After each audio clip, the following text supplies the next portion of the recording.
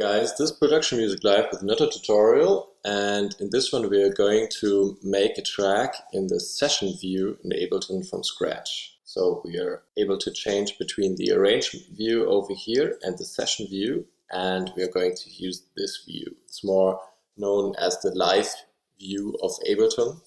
I think we had a request by Carla, and she was asking us to do kind of some basic steps of a track in this view. So let's get going. The first thing we are going to do is launch our Ableton, delete everything and create a new MIDI track like we did over here. And we already called it Sidechain. I'm creating another one right now and I call it Kick.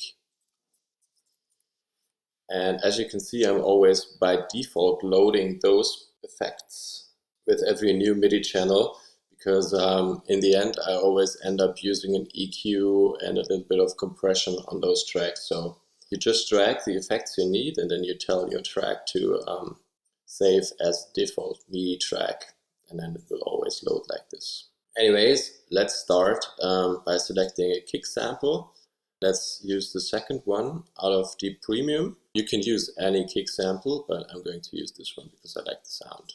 I'm going to use it as trigger for Sidechain, which is not being activated. Ghost Sidechain track.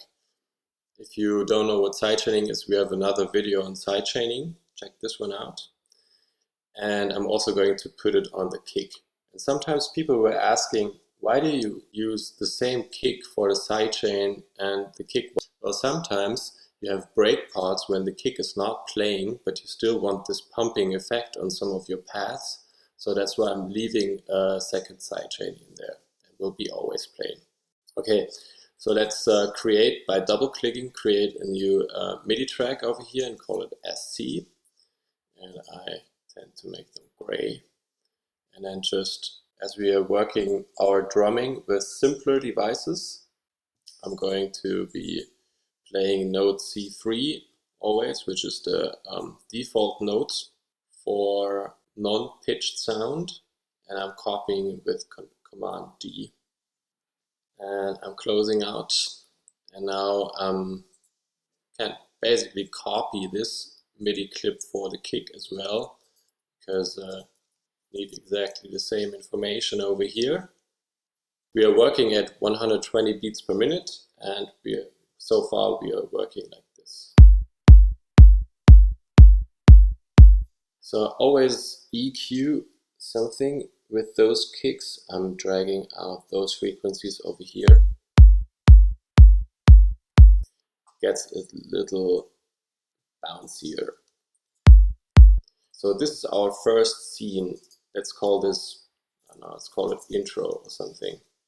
So if I play this scene on the master, everything in this line will be played.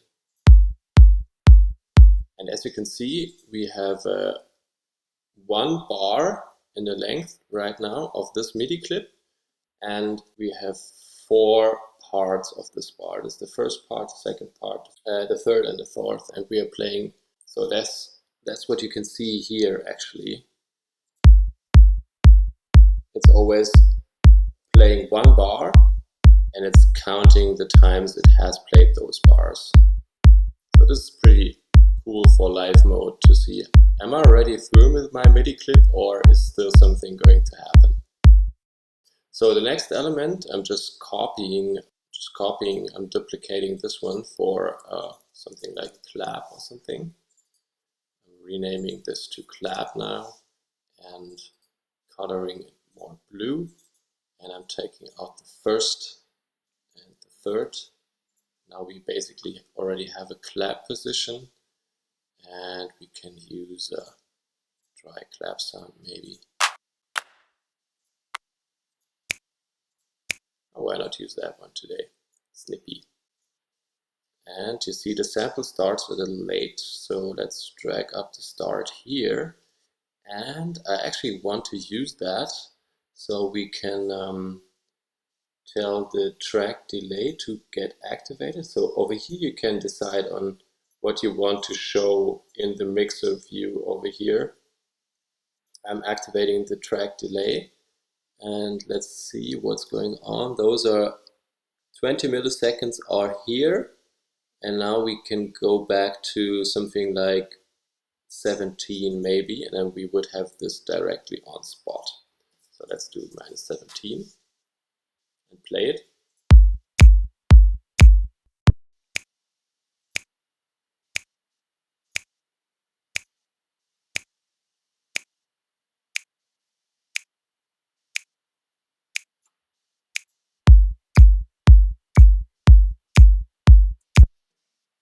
Maybe we can use an audio effect over here, something like a chorus, to take it a little to the sides.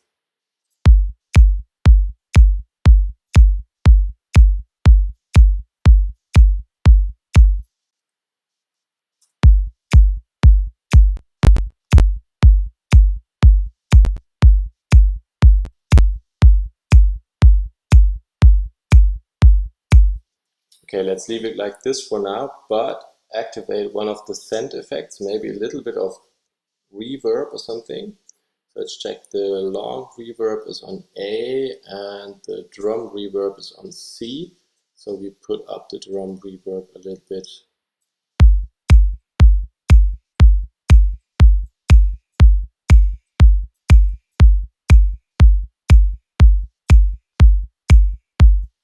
Maybe like this. Okay, and now we go with the hi-hats. Hi-hats need to be adjusted to the third position. And we don't want to play them too long. Like this maybe.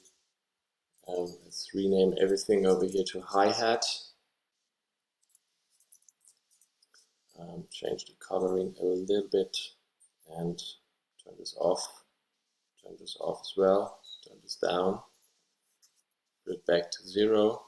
Could actually also load in a new MIDI track for those matters. And I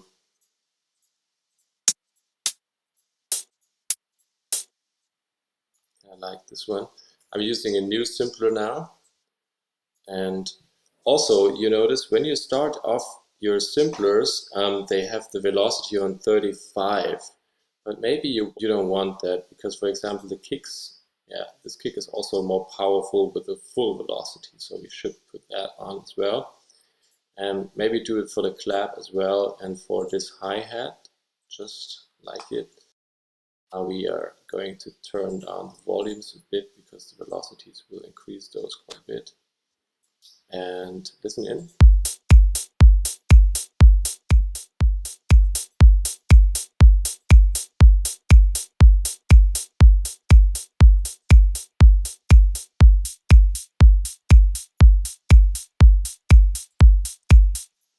Okay, let's make this sample a little longer, maybe 4 times as long.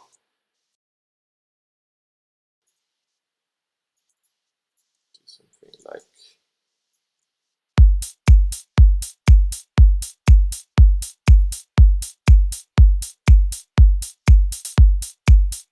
just a little bit of chorus, not chorus, but a little bit of drum reverb as well.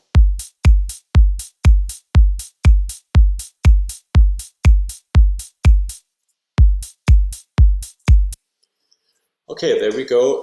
Very, very basic drumming. Maybe we can put in a crash for the start or a ride or something. Yeah, maybe we use this one. That one can stay down actually in the velocities. We're going to use a reverb on top. I've actually prepared my own reverb preset.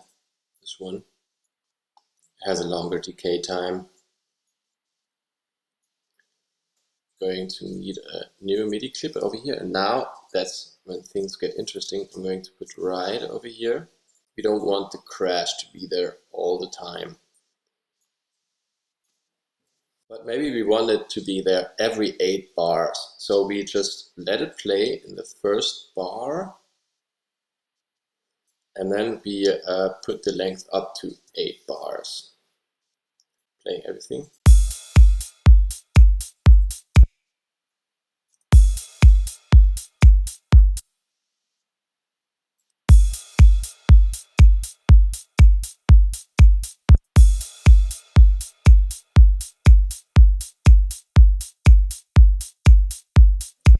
And now you can see over here, this one is waiting for 32 kicks or 8 bars to play again.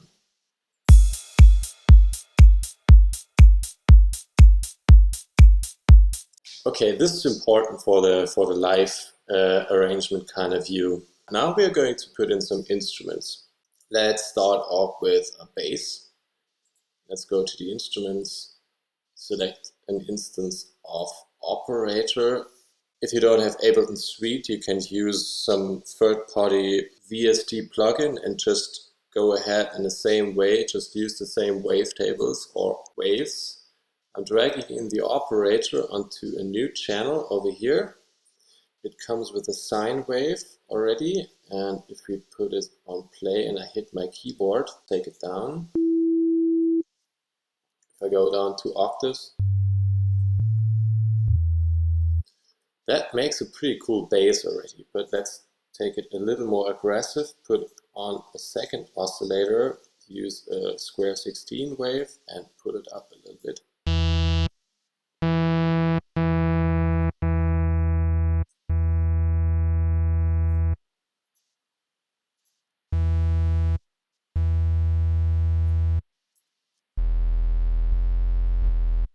Maybe use the filter as well.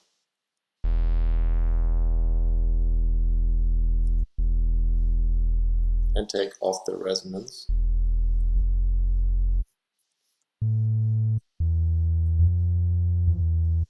Okay, let's use this sound for the minute and create a new MIDI clip in there.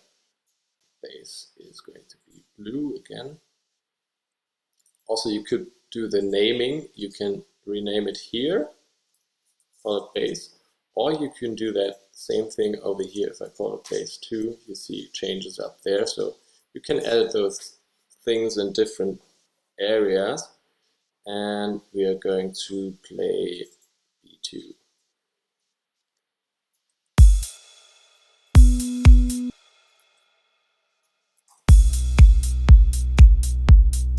We're going to play it like this for now. I'm going to copy a sidechain instance from here onto this track and put it on. Select the input from the sidechain channel, drag down the threshold quite a bit, up the ratio. Now we should have this pumping effect on the bass. Let me just put off those elements.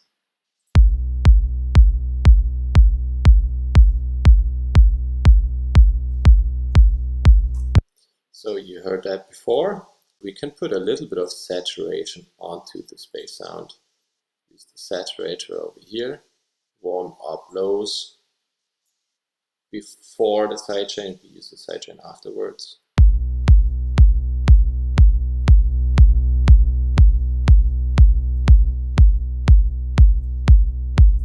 Let's put in some other instrument too. Get some harmonics in there. So we need another instance of operator.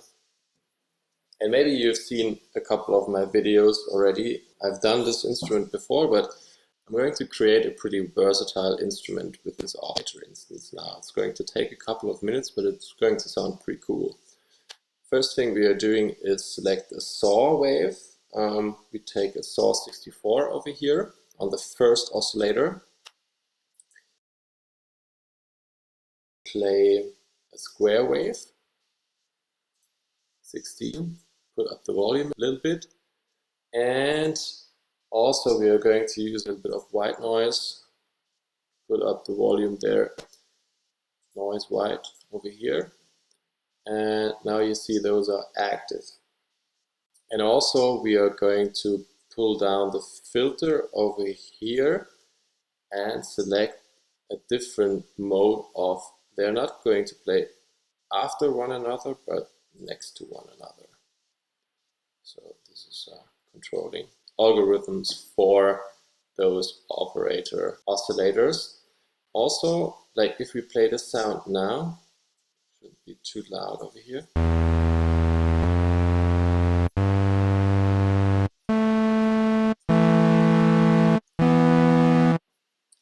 Doesn't sound too spectacular, but let's well, quickly put in some notes. I'm copying the bass note.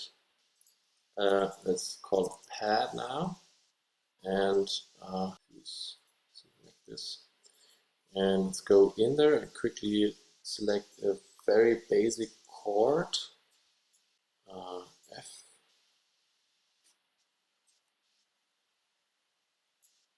C, and D.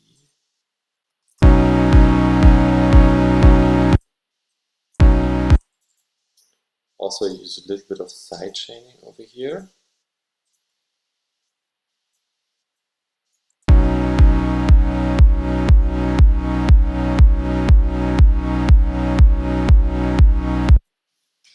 Okay, that's nice. And now we are going to develop this sound a little more. Let's put in a couple of effects.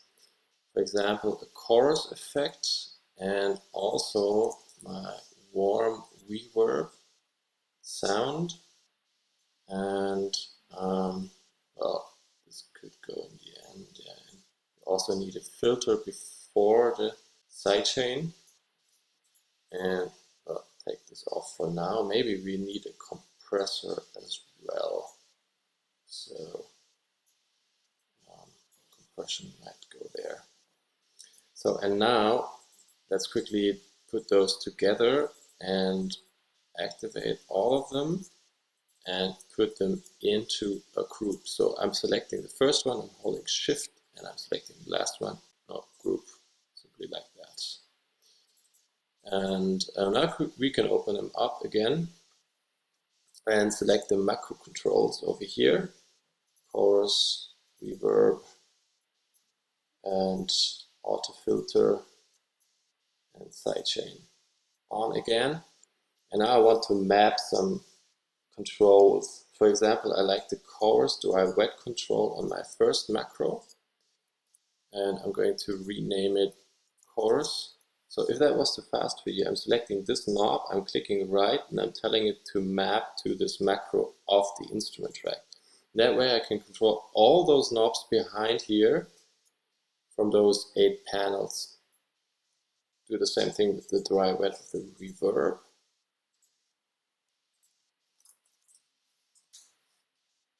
I also want to do it with this auto filter cutoff. So let's call it cutoff. And I'd like to do it as well with the slider of the threshold of the sidechain. So how heavily is the sidechain going to be applied? And it's called a sidechain. And let's keep it here. This is slight sidechain. A little bit of chorus and a little bit of reverb. Let's listen in.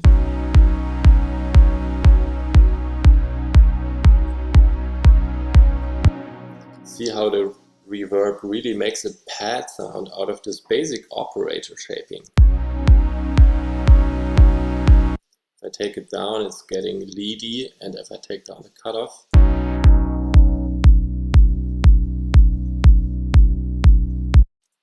also automate one more thing, add in a little bit of gain here for the lower parts, and put it up and compress a bit. Reduce this difference between the loudest and the quietest part.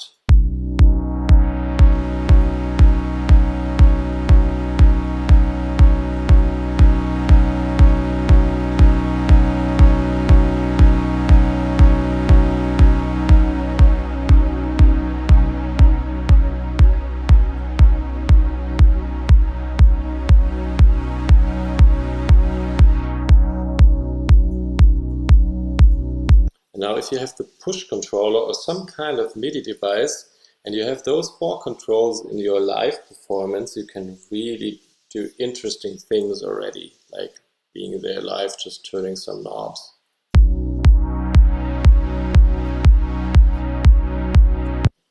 Let's call this part the intro section of the track.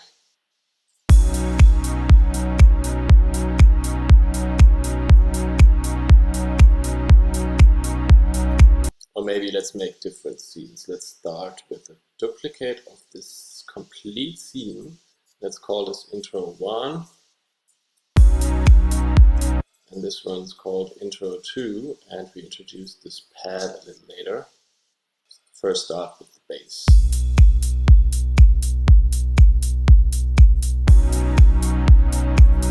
And also, maybe this pad could come in slightly, so we can use the cutoff a little bit on this pad. And now we need to go into the clip. Now we are playing it for 1 bar. Let's play it for 8 bars at the beginning. Let's drag those longer and automate something of those macro controls. Instrument drag, show automation. So I'd like to take up the filter slightly. Start lower. So let's see.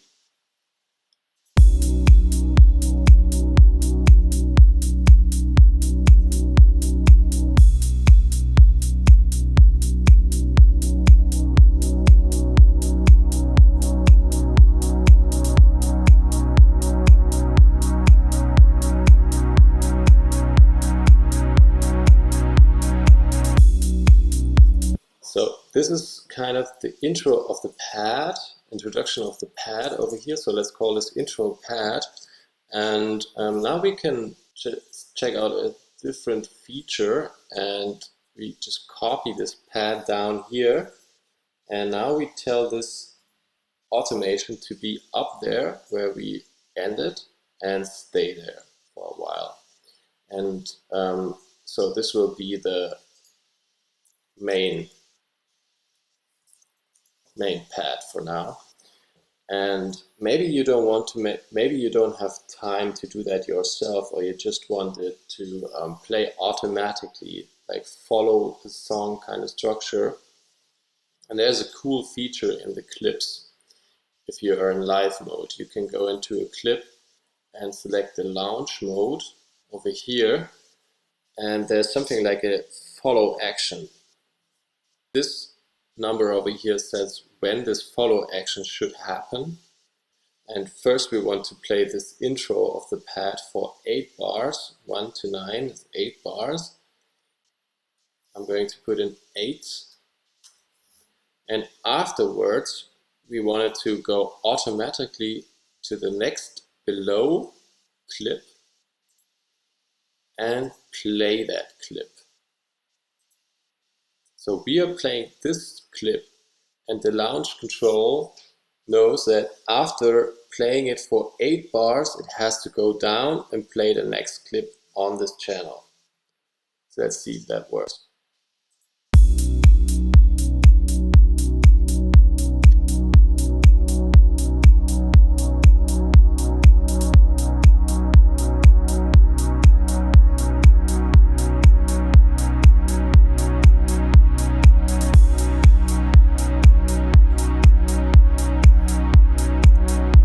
Yeah, it works. So that's cool.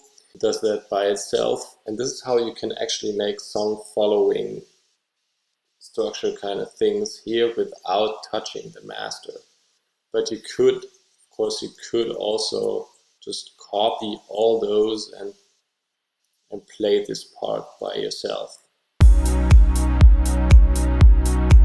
I think it's kind of helpful for the live mode, because especially if you're singing or playing an instrument to your live track, you don't have your hands free all the time to do this kind of control. Anyways, we are going to go into a break kind of thing now. Okay, let's quickly use those pad sounds and build a break element. Let's shorten those notes and make it shorter one bar long, those notes. And now we take the second bar and try to come up with something interesting.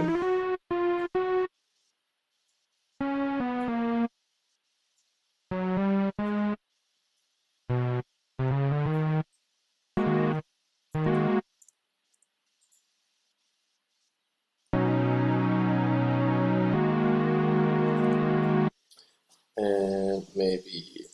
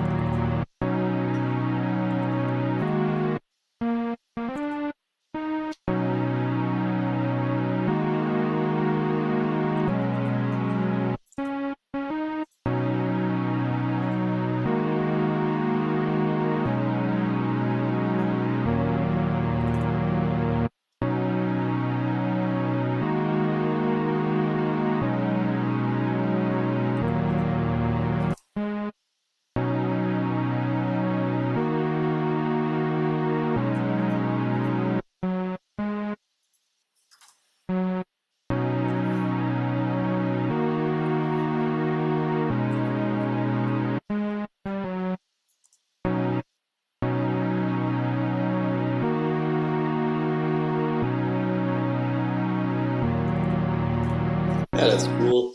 Let's do it that way, and let's use the bass as well over here.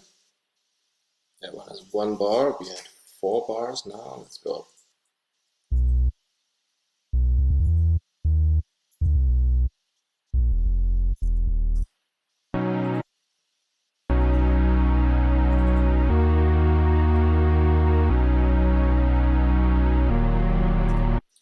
Yeah, that's cool. Let's use that pattern for now.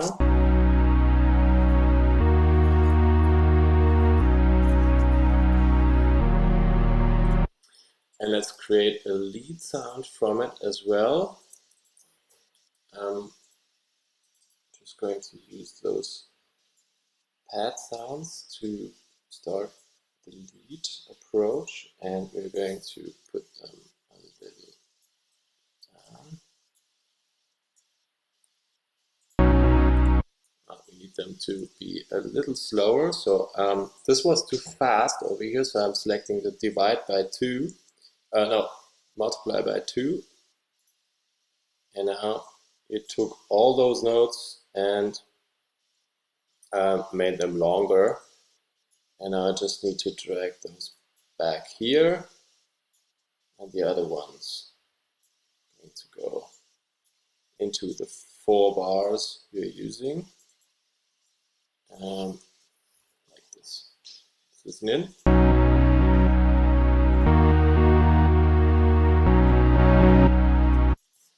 We're going up.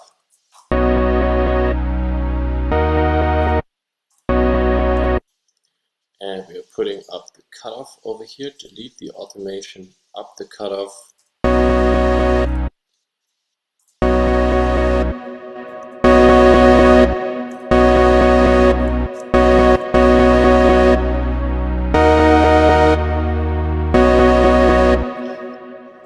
And I'm also going to use an EQ. I'm emphasizing a bit, I'm putting out some of those lower frequencies over here because they're basically covered by the pad sound already. I'm going to emphasize a bit on the higher frequencies here. I'm also going to try to take it out of the middle of the panorama using another EQ and putting it on mid-side mode. And in the middle I'm going to cut off those parts to make room for this pad sound over here, which is actually playing in those middle parts. We're going to put the lead sound a little bit more to the side, and we're going to use a shelf on the side. Lead. That's a little too much here. A little too much here.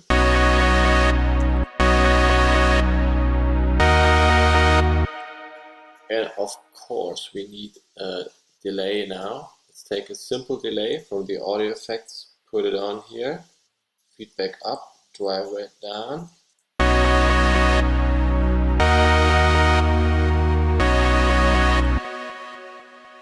And we see the channel is a little loud now, so let's take down the gain again over here and take it up over here. So there was internal clipping. I just saw here it went into the red area. If you go up 12 or something over here and you go down over here, see you have internal clipping over here and it's not clipping over there. So we can actually drag this up quite a bit and take this gain down over here.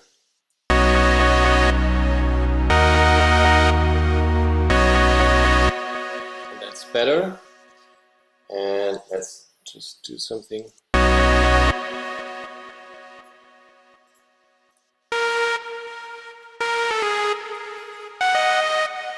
Trying to create some tension in the chords by playing this G sharp over here, and also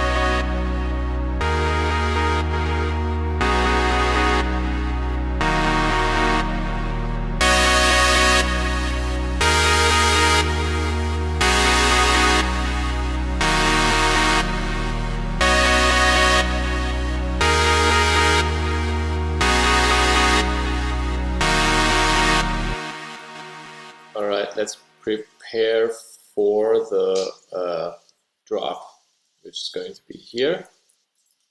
Drop, and I'm going to of course play those in this volume in the drop, but I'm going to introduce them in one more part. So this is going to be the break 1 and this is going to be break 2,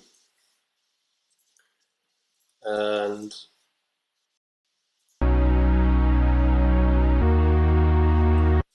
let's do some interesting cutoff plays here. Go down a bit and go up, back again.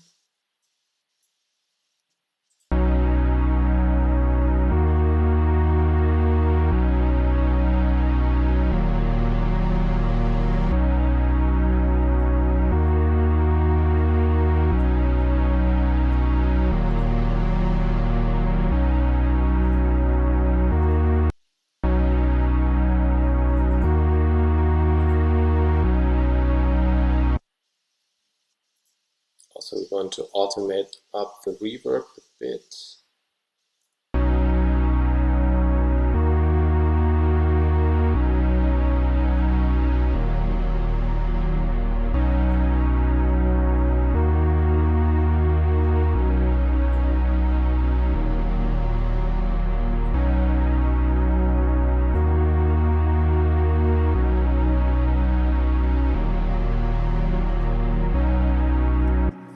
And if we go to this break part, into the second break part, we kind of want this thing to evolve. So let's copy those into here. Let's take this down a little bit, make it 8 bars long. Exactly 8 bars. Always make sure your length is okay over here. And we're going into this instrument,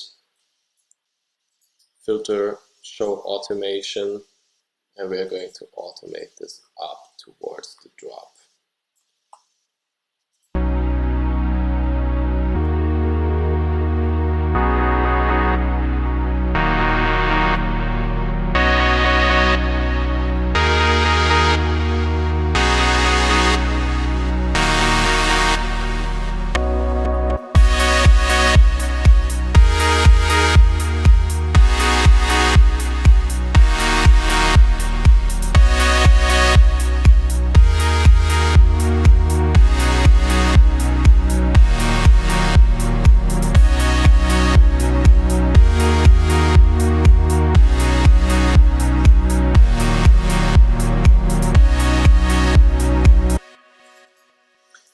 So let's insert another MIDI track and put on an effect quickly. We can use operator in this case and select white noise, put on the EQ, low cut, put on sidechaining to the sidechain, which really needs to play here now.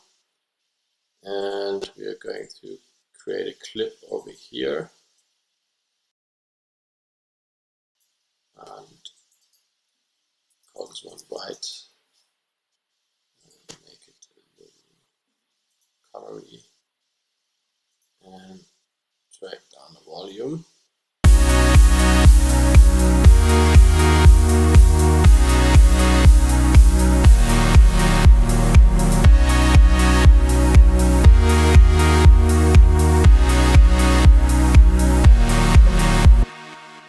And let's make this 8 bars long, but let's start it after 4 bars and evolve it up from there towards the break. Let's go in here and go to the frequency.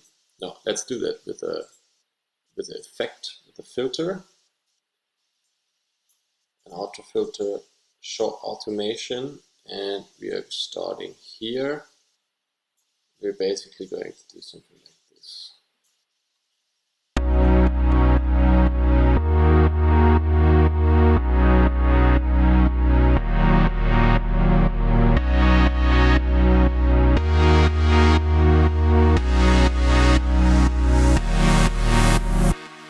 So you notice right away we can start a lot higher.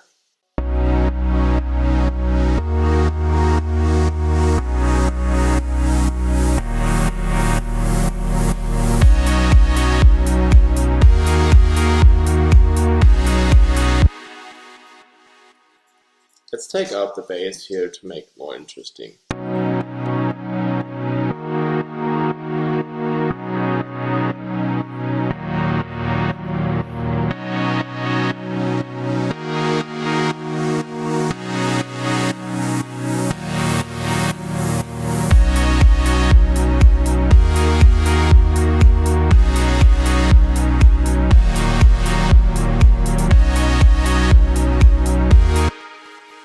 Can also use a little bit of EQing on those pads and take down some of the frequencies that the bass is already playing. Low pass over here, low cut, and just use it like this.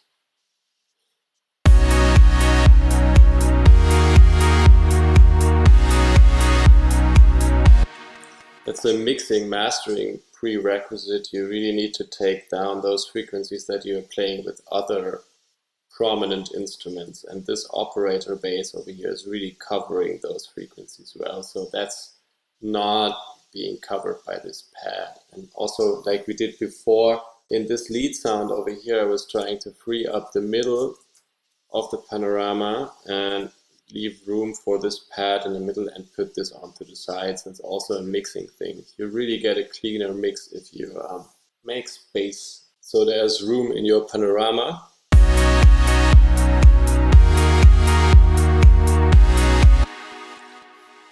Well, we could evolve this track a lot more now, but we have a lot of videos where we evolve tracks on the channel. I just wanted to show you how you can go through this session view and work with the session view. And you can basically go ahead and now drag one intro, call it outro, when you're finished with your drop part, and go back into this, call this outro maybe, and then take one of the lead sounds in the notes and just keep it like this.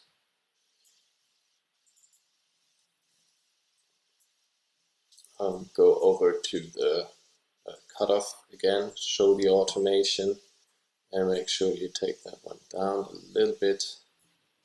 Not here, in the outro, here.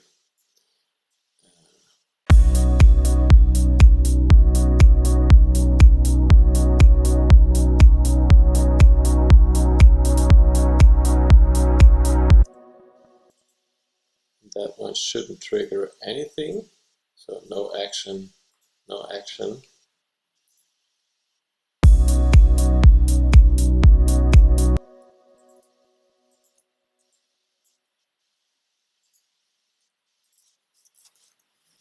So now we have a pretty simple song in the session view. We can start with intro.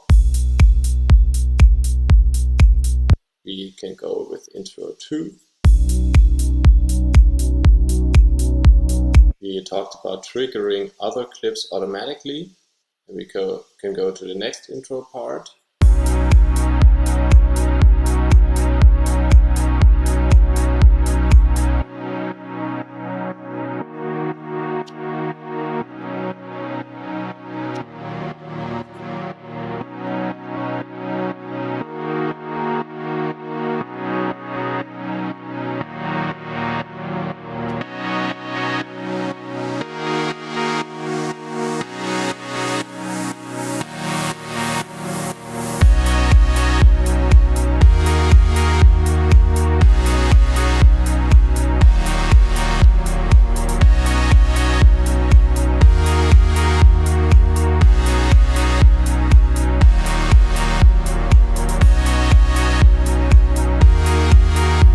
And so on.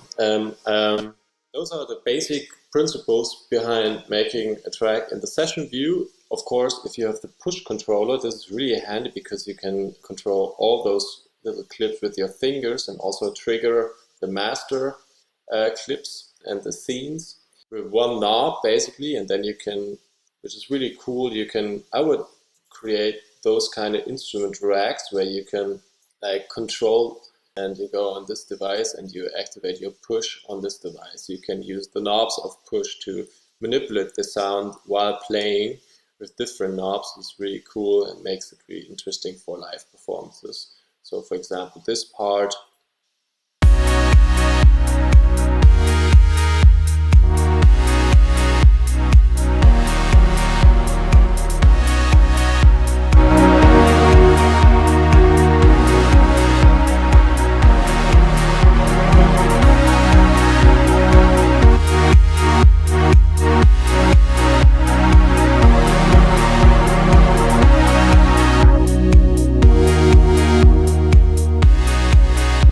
Anyways, I hope you enjoyed this tutorial. Make sure to subscribe to our channel and I hope to see you next time.